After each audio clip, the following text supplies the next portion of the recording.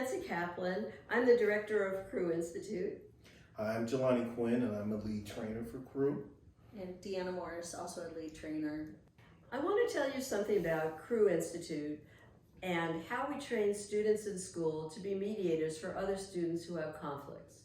The way that we started CRU Institute was actually an outgrowth of an organization where we were working with couples who were getting divorced and helping them solve their custody issues. And then when we were doing that for about 10 years, we decided, you know what, would be really interesting to work with young people and teach them how to resolve conflicts and how to communicate effectively, so maybe they wouldn't have these divorce problems.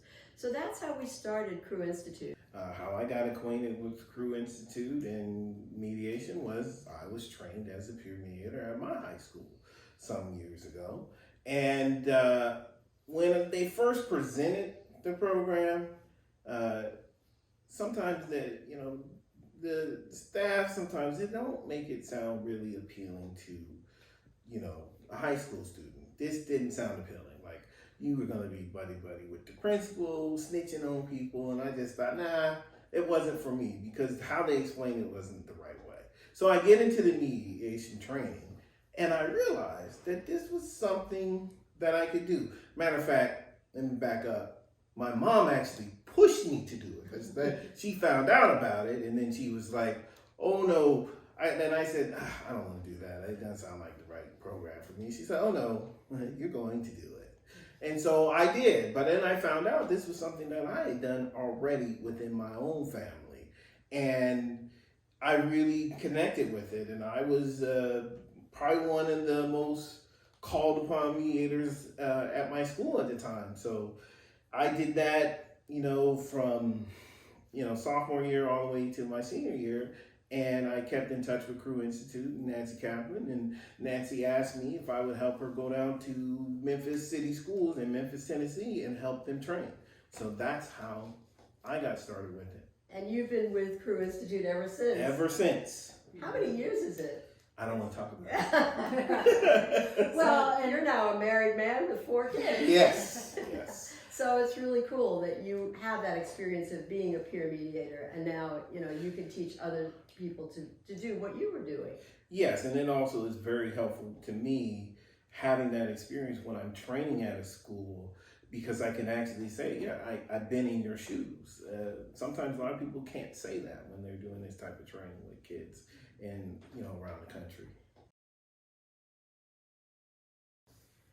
Deanna, could you tell us how the program is different at elementary school and middle school, high school? Okay, yeah. At elementary school, there are teams of mediators that go out on the playground, and they are looking for students that are in conflict, and they may approach them and ask them if they want some help resolving the issue. And if the students say that they do want some help, then they guide them to a designated area on the playground and work with them. And it's about 3 to 5 minutes of talking the problem out. And typically at elementary school, they're fighting over swings, jump ropes, or who's in line first and all that stuff. So then we move to middle school and high school, where it's a lot more structured. It's in a private setting.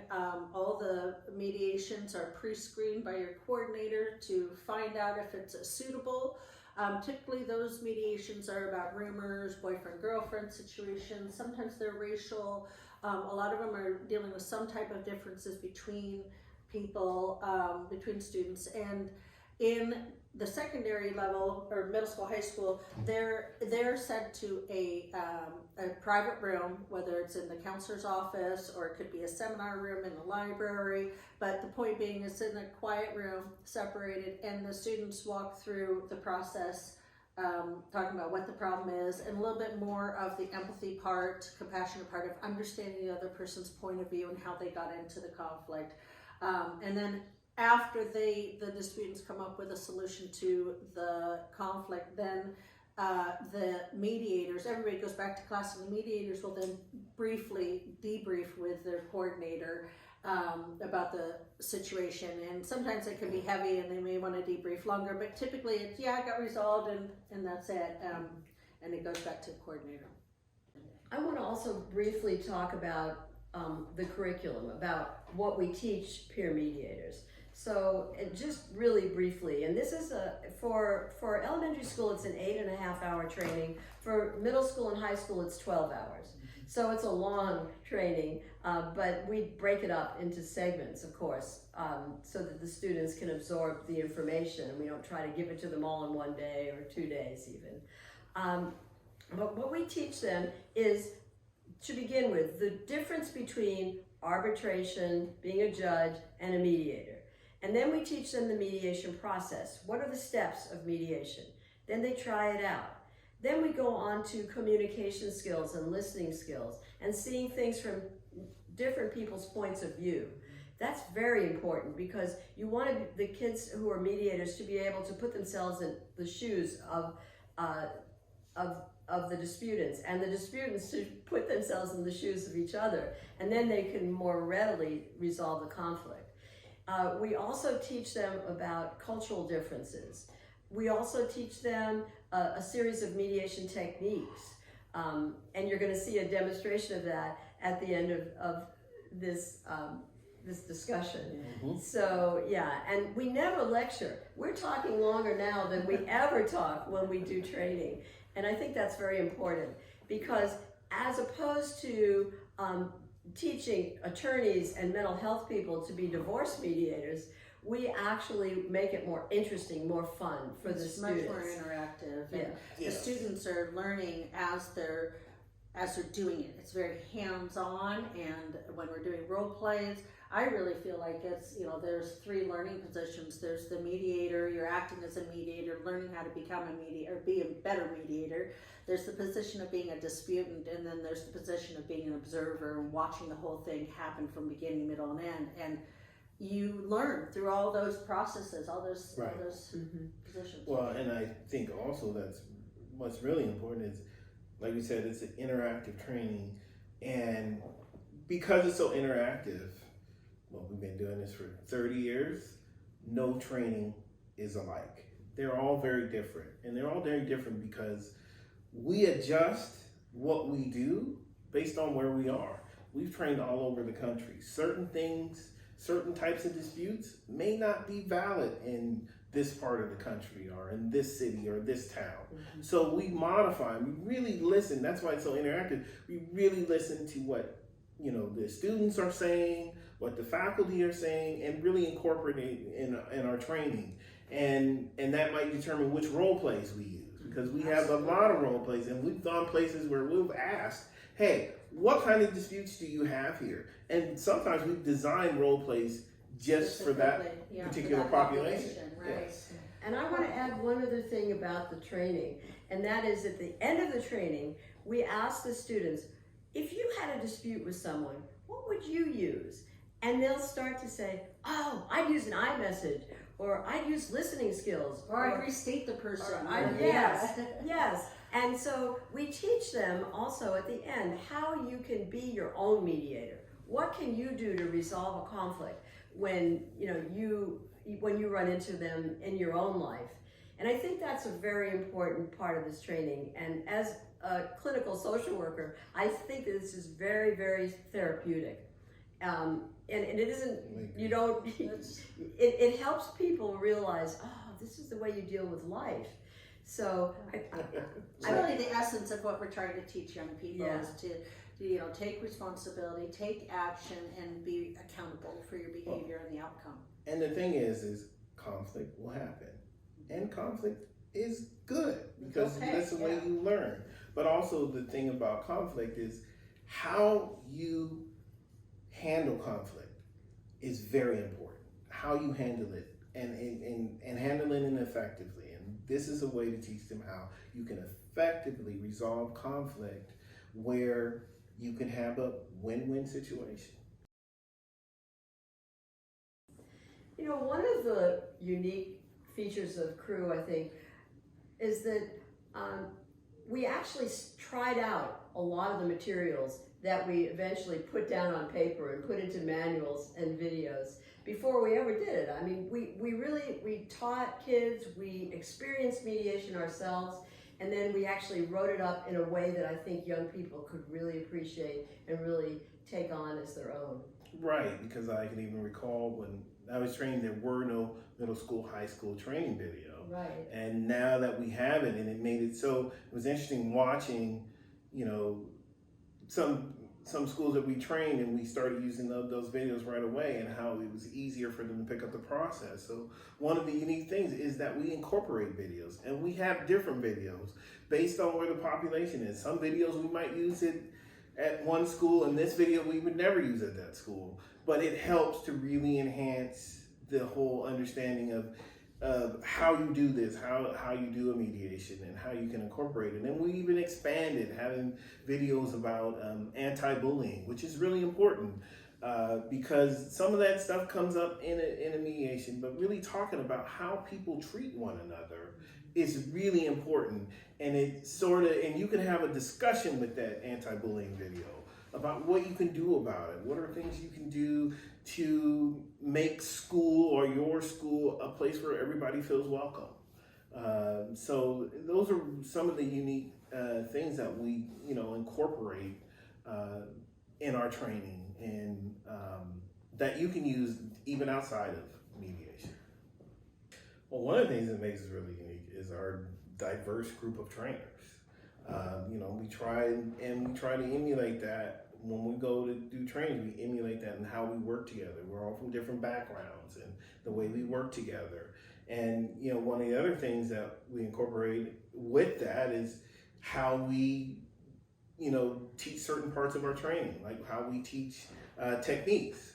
We use this really interesting interactive way called a rolling role play. And now we'll show you exactly what a rolling role play looks like.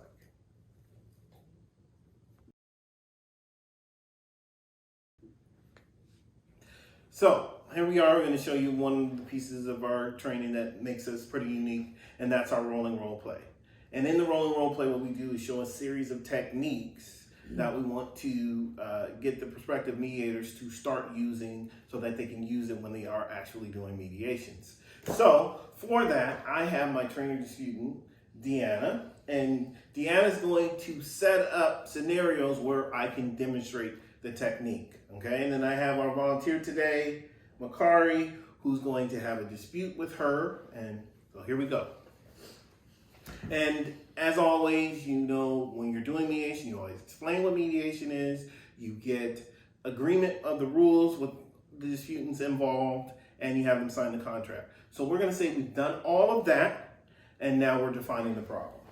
Okay, Deanna, can you say what the problem is? Yeah, I can tell you what happened. I brought my brand new cell phone to school, and Makari just broke it. I don't even know why he broke it, but he just broke it. Okay, so you brought your new cell phone to school, and you're everybody showing was it to looking people, at it, everybody's passing it looking at it, around, and Makari broke it. and you think Makari broke it.